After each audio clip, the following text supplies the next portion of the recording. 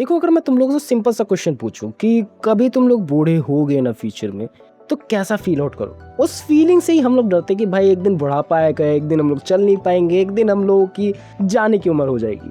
But कहीं ना कहीं वो बैकएंड में हम लोगों ने एक्सेप्ट कर लिया कि भाई होंगी वो सब चीज़ें, लेकिन एक्सेप्ट कर लिया। एंड तुम लोगों ने अपने आसपास वाले बुजुर्गों से भी कभी ना कभी वार्तालाप करी होगी एंड पूछा होगा कि भाई आपको इस एज में प्रॉब्लम नहीं होती चलने में, आपको इस एज इस फेज से कभी कभार घृणा नहीं होती है। देखो, तुम्हारा तो पता नहीं, लेकिन मेरी भी अंदर में बहुत ज्यादा क्यूरियोसिटी रहती है। एंड उन्होंने सिर्फ अपने इमोशंस के थ्रू ही मुझे बता दिया कि भाई उन्होंने एक्सेप्ट कर लिया है कि एक प्राइम टाइम में वो अच्छे दिख सकते हैं, एक प्राइम टाइम में वो एकदम फिटनेस फिटिक में एकदम अपर लेवल तक जा सकते हैं। हाँ, उस लेवल को हमेशा के लिए मेंटेन करके नहीं चल सकते। उन्होंने वो चीज को एक्सेप्ट कर लिया है। लेकिन कुछ लोगों के अंदर वो एक्सेप्टेंस आती ही नहीं कि भाई मैं बूढ़ा हुआ ही नहीं हूँ, भाई मैं उस हिसाब से एज्ड हुआ ही नहीं हूँ।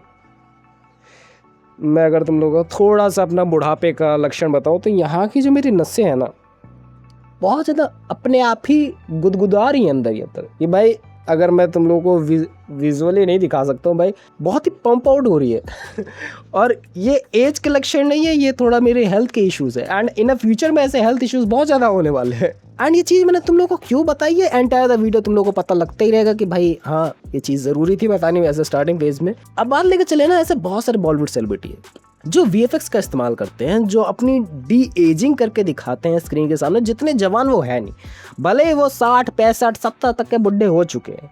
सच बता रहा हूँ, बुढ़े अंकल हो चुके हैं, अभी भी हम लोग उनको भाई सर जी कह के बुलाते हैं। अभी भी हम लोग उनको वो वाला दर्जा नहीं दे पाए कि भाई हाँ अंकल जी इन अंकल जी का ना एक टाइम पे प्राइम टाइम हुआ करता था, ऐसा कभी नहीं बोल पाया। एंड ऐसा इस वजह से है क्योंकि उन्होंने ऐसे हम लोगों को स्क्रीन के सामने दिखाया नहीं है। एंड जब कहीं भी वो रॉ दिख जाते हैं, भाई रॉ मीन्स ऑफ इट कि भाई पापाराजीज के बाद ले लो, भाई कभी भी कैमरा उठा के कहीं से भी किसी को कैप्चर कर लेते हैं, या फिर मैं बात लेके चलो गली नुक्कड़ में कभी किसी ने उनकी वीडियो बना ली, भाई उनकी असली ये सामने आ जाती है कि भाई ये बुढ़ा तो ऐसा दिखता है, ये स्क्रीन के सामने तो कुछ और दिखा करता था। एंड ऐसा करने में कोई भी बुरी बात नहीं कि तुम लोग अपनी मूवी को बेटर बनाने के लिए डी एजिंग कर रहे हो, बट तुम्हारी मूवी में वो नीड थी ही नहीं। तुमने उस तरीके का रोल चूज करा है क्योंकि तुम उस रोल के लिए सूटेबल नहीं हो, तुम बुढ़े हो चुके हो, तुम्हें मे बी हीरो के बाप का रोल निभाना पड़ेगा, तब जाके तुम लोग सूटेबल लगोगे उस रोल के अंदर। तुम्हारे लिए वो रोल नहीं है। एंड उस हिसाब से कास्टिंग करी जाती है, उस हिसाब से मैं कहूँ 25-30 साल की नई लड़कियों को चांस मिलता है। बट कहीं भी वो एक्सेप्टेंस नहीं कि भाई हाँ मेरी एज उस हिसाब से हो चुकी है तो मुझे उस हिसाब से रोल नहीं करने चाहिए। बट ये तुम्हारे और मेरे बातचीत करने से कुछ नहीं होगा। मैं सिर्फ इतना इंडस्ट्री को देखते आ रहा हूँ ना, जो मेरे को चीज़ समझ में आ रही है कि ये क्यों करी जा रही है। एंड इसमें एक और रीज़न भी निकल के आता है जो सोहेल खान वाला है कि भाई उनके बोटॉक्स की जो भी या फिर जो भी इनके कॉस्मेटिक की जो भी सर्जरीज होती है वो हुई नहीं थी ढंग से। एंड जब वो हुई नहीं तो भाई उन्होंने कर लिया बहुत ज़्यादा वेट लॉस। ऐसा इंटरनेट पे थोड़ा देखने को मिले, उन्होंने वेट लॉस बिल्कुल भी नहीं करा था। जो उनकी फोटोज निकल के आई हैं एट द एंड, क्योंकि उन्होंने टाइम पे फिलर्स नहीं लगाए थे, टाइम पे बोटॉक्स की सर्जरी नहीं कराई थी। सर्जरी या फिर जो भी वो इंजेक्शंस के थ्रू कराते हैं, मुझे नहीं पता है भाई इसके अंदर डीप डाउन क्या चीज़ें होती है, बट हाँ फेस एकदम फूला फूला लगता है, फेस के अंदर वो चार्मनेस दिखती है, वो नहीं कराई थी। एंड जैसे ही उन्होंने वो करा ली भाई 1-2 दिन लगे, भाई लग रहा है कि सोहेल खान दोबारा से अपना वेट गेन कर लिया। एंड वेट लॉस का रीज़न भी शायद से किसी मूवी के लिए करा था। वाह भाई एक्सेप्टेंस नहीं कि भाई हाँ मैं कॉस्मेटिक सर्जरी करा रहा हूँ, ये बॉलीवुड के अंदर कोई भी एक्सेप्ट करने के लिए रेडी नहीं बैठा हुआ है। भले ही हर कोई बंदा करा रहा हो, भाई यहाँ तक ना उनके लाइक डार्क सर्कल्स दिखते हैं, उसको तुम लोग कितना भी छुपा लो, भाई कितनी ही सर्जरी करा लो, कितने ही बोटॉक्स वगैरह करा लो, एक ना एक टाइम पे वो तो दिखेंगे ही ना। आपको पता होना चाहिए कि आप कौन सी एज में चल रहे हो, आपको पता होना चाहिए कि भाई ऑडियंस आपको किस टाइम से देखते हुए आ रही है, लेकिन लोगों को नहीं पता लगता है। या फिर मार्केट में कभी कभार ऐसे हो जाती है कि भाई तुम्हें हीरो के रोल के अलावा कहीं दिखना ही नहीं है। ऐसे सिनेरियोस है नज़र में आते हैं कि भाई हाँ तुम्हें भाईजान की नज़र से देखा जाता है, तुम्हें उस रोल को हट के किसी और रोल के अंदर एक्सेप्टेंस में भी मिलेगा।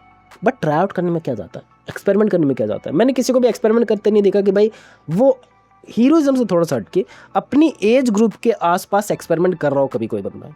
रियरली तुम लोगों ने ऑप्शन देखे होंगे कि हाँ भाई मेरे ही डबल रोल मैं निभा रहा हूँ, कि भाई मेरे बाप का रोल कोई और ना निभा ले क्योंकि मैं ही सबसे बड़ा बाप हूँ, मैं ही अपने बाप का रोल निभाऊंगा।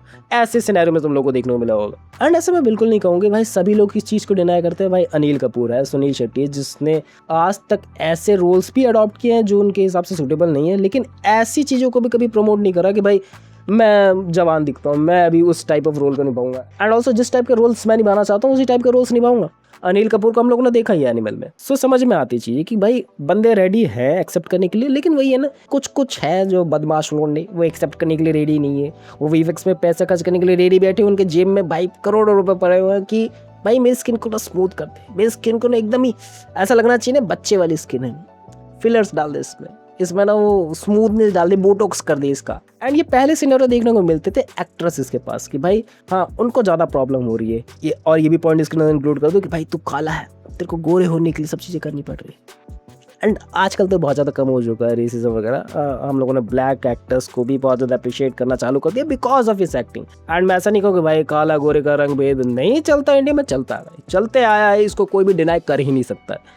बट हाँ हम लोगों ने वो एक्सेप्टेंस लाई कि हम लोग स्क्रीन पे देखने जा रहे हैं तो उसकी चमड़ी को देखने नहीं जा रहे, हम लोग उसकी एक्टिंग स्किल्स को देखने जा रहे हैं। कई बार लगता है कि नॉस्टैल्जिक की वजह से जा रहे हैं, कभी कभार लगता है कि सीक्वल्स की वजह से जा रहे हैं, बट मोस्टली टाइम कि भाई हाँ जो हमारी जनरेशन है, जो तू और मैं, एक्टिंग की वजह से जा रहे हैं, क्रिंजनेस की वजह से भी जा रहे हैं, वो अलग पॉइंट है।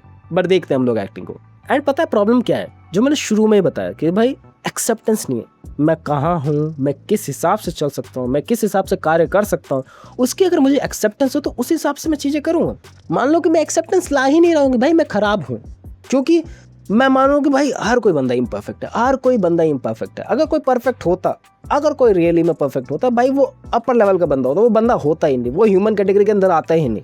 एंड हम लोग ह्यूमन कैटेगरी के अंदर आते हैं, हम लोग नॉर्मल पर्सन्स हैं, तो हमारे अंदर इम्परफेक्शंस हैं, हम लोग गलतियाँ करेंगे, हम लोग बेकार दिखेंगे, हम लोग एज करेंगे। एंड इस हिसाब से हम लोगों को एक्सेप्टेंस भी लानी पड़ेगी भाई हम लोग उस हिसाब से बेटर नहीं है। अब बेटर बनने के लिए क्या चीज़ें करी जा सकती है, क्या मैं उस हिसाब से चीज़ें कर सकता हूँ, नहीं कर सकता हूँ, ये मेरे ऊपर डिपेंड करता है। अगर मैं चाहूँ तो सब चीज़ें बेटर कर सकता हूँ, अगर मैं ना चाहूँ तो मैं एक्सपेरिमेंट करने के लिए कुछ करूँ ही ना, मैं रिलेवेंट रहने के लिए कुछ चीज़ें करूँ ही ना। एंड जिन्होंने इस चीज़ को एक्सेप्ट करा उनको हम लोगों ने अप्रिशिएट भी करा, बट जिन्होंने इस चीज़ को एक्सेप्ट ही नहीं करा एंड उस हिसाब से चीज़ें करते चले गए, उनकी स्क्रिप्ट चॉइसेस भी बेकार हो गई, उनकी ओवरऑल पर्सनैलिटी भी बेकार हो गई। जो उनका मार्केट पे एक टाइम पे करिश्मा था ना कि भाई 2009-10 का टाइम था कि भाई बंदे उसका नाम लेते थकते नहीं थे, उसके नाम से लोगों को चिड़न मचने लगी कि भाई ये बंदा मूवी लेके आ रहा है ना तो इसकी मूवी बेकार ही निकलेगी, बेकार ही निकलेगी। और मैं सोच रहा हूँ कि भाई मेरी एक चीज़ छुपाने से मैं दूसरी चीज़ सच बोल दूंगा, नहीं, मैं एक चीज़ छुपाऊंगा दूसरी चीज़ और ज़्यादा छुपाने लगूंगा, तीसरी चीज़ और भी ज़्यादा छुपाने लगूंगा। एंड जैसे करके अगर मैं चौथी और पांचवी चीज़ भी छुपाने लगूंगा, मैं भूल ही जाऊंगा कि मैं सच्चाई कब बोलता हूँ।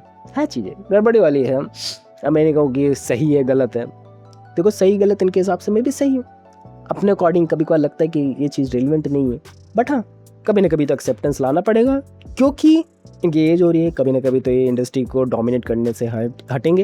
एंड जिस दिन से डोमिनेशन हटेंगे उस दिन से नए बंदे को भी अपॉर्चुनिटीज़ मिलेंगे। मैं कहूँ डोमिनेशन का ज़्यादा खेल चलता है कि भाई हाँ मेरी लेगेसी को मेरा बेटा ही आगे बढ़ाएगा, मेरी लेगेसी है तो मैं किसी और को चांसेस क्यों ही दूँ, सो मैं इसको ही कंटिन्यू करता हूँ, मैं एज फिल्टर्स वगैरह लगा के।